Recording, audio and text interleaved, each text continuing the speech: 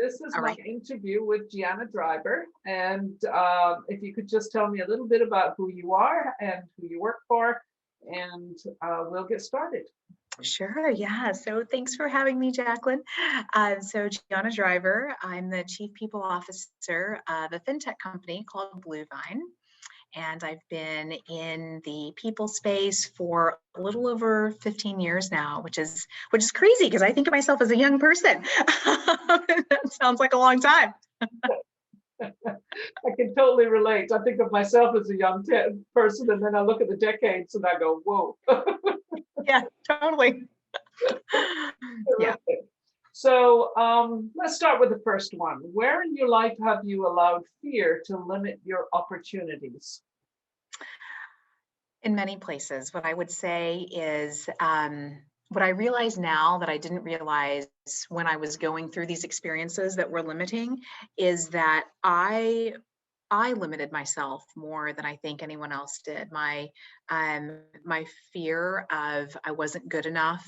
I had imposter syndrome. In fact, imposter syndrome is something that I deal with today. In fact, when you reached out to me, one of my first thoughts was, oh, wait, did she mean Gianna Driver? Like, did she mean me? Did she accidentally get the wrong? So I still, have these voices in my head. And I think in my career and my life, my professional life, my personal life, one of my biggest limiting factors has been myself. And it's been these thoughts of not being deserving of great things, not feeling comfortable, self-advocating, being afraid of failure. Yeah, and I could definitely get into details with you on that one, but we won't for the purposes of this conversation. So yeah, fear is a piece that comes up for a lot of women, as you well know, and it's that self-doubt and that the limited conversation we're having with ourselves. So I get that. Yes. So what do you think is the greatest contributor to your success going the other way? What is the greatest contributor to your success? Yeah. Well, I think, very fortunate to stand on the shoulders of giants and stand on the shoulders of some amazing women who've come before me.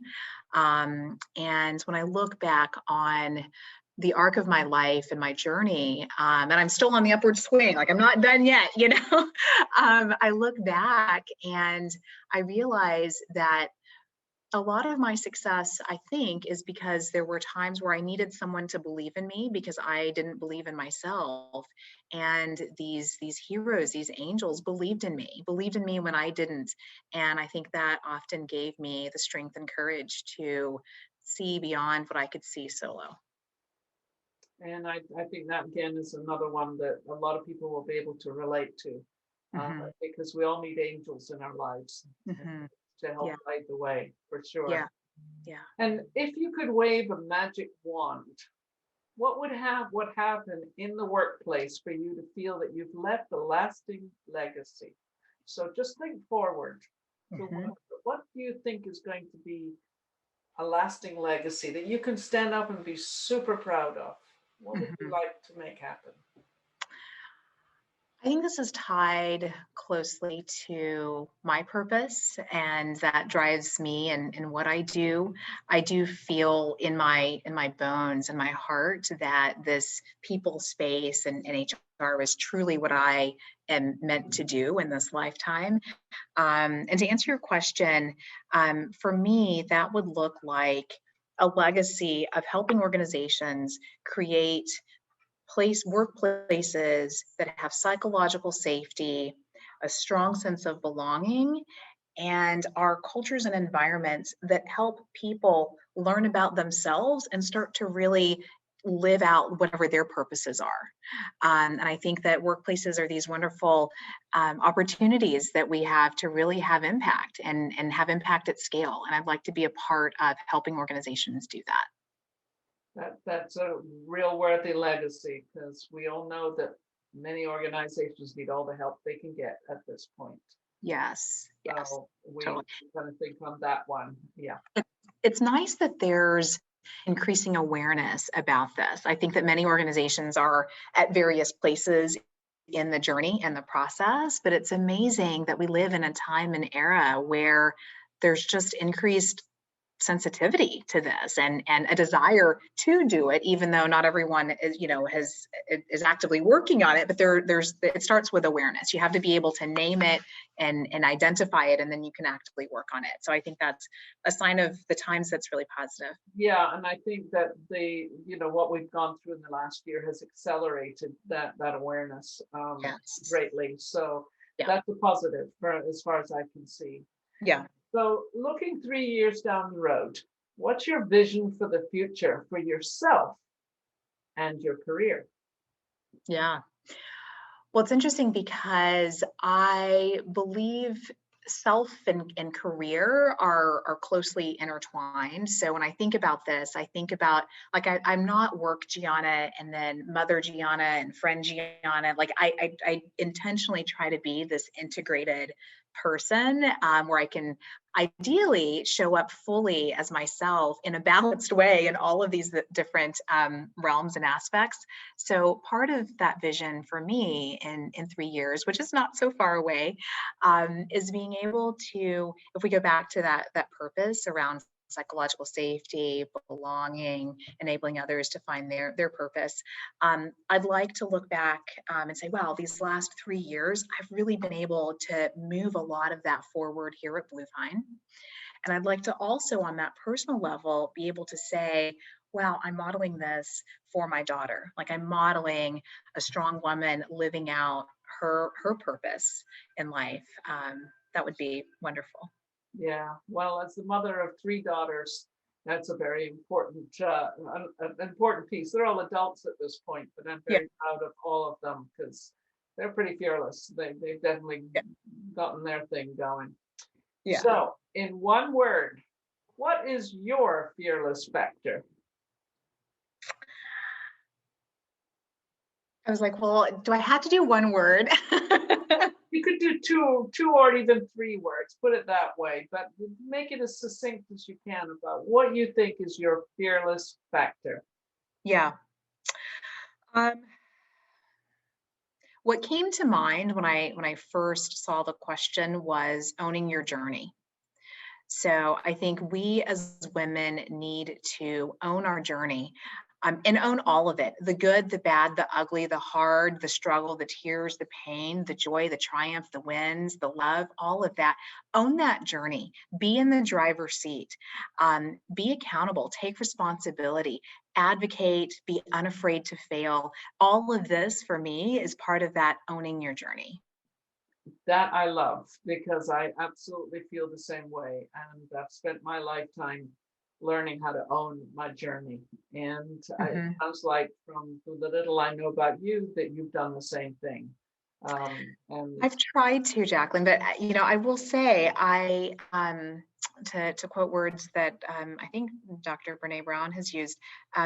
I think often I stumble forward, right? There's the ownership of the journey, but it's a circuitous journey. It is not a linear path. And I do feel a bit like I'm, stumbling forward, finding my way in the dark. Um, and I've learned as I've gotten older that that's okay. Life is not about the destination. Life is about the journey. And that is the beautiful part of living. That's part of being alive. yeah, and staying curious and staying open and Yeah. enjoying whatever it is that life happens to throw at you, even if it's not necessarily a good thing or doesn't feel Yeah. like a good thing, but you know Yes. that you can get past it. Because the way I look at being fearless is not the absence of fear, but it's the Mhm. courage to take that next step and then Yes. keep taking Yes. those steps until one day you realize that you're creating a satisfying, fulfilling, happy life.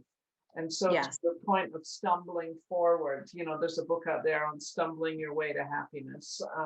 Yes. It's the same kind of principle. But I'm really thrilled that you are on that journey and taking ownership of it, which is fabulous. So, last thing, which wasn't on here, is there anything else you would like to add to this little piece that we're talking about today? Mm. I would say that I've got several thoughts all kind of crossing wires at the same time. So in kind of a jumble of stream of consciousness here. I would encourage all of us to be someone else's angel, and you know, the what I had mentioned about standing on the shoulders of giants. We all have that ability, and I think in some ways it can strengthen us when we are able to uplift others. um, I think as women in the workplace, let us all also remember that we are here because of each other. And when one of us wins and moves forward, that's a success for all of us. And so let's hold each other up. Let's be quick to empower and to sing praises, and to, you know, again, be those strong shoulders that others rely on when they need someone to believe in them. That again is a huge part of why I am here. I look back on my journey, and aside from my mother, there is another incredible woman in Texas who took a very broken teenage girl and believed in me. And she's one of my heroes, Dr. Donna Fleming. She's absolutely just a saint and angel, and someone I still admire and look up to today. Well, that's important, and I can totally relate to that 100%. Yeah. Well, I want to say thank you again for giving me this time today, for sharing your wisdom, sharing your story. And I look forward to, you know, when this book is complete, to sharing it with you. And, Yeah. you know, anything I can do to support you, feel free to reach out. It'd be my pleasure. But I'm really grateful for the time we've had today. So, um, As of yes, thank you so much for letting me enter your journey in your world and space. And I am a huge advocate of what you're doing, and would love to support and help however I can too. all right. I appreciate that. Send you lots of love. Thank Yes. you so much. Yeah. Bye bye. Bye.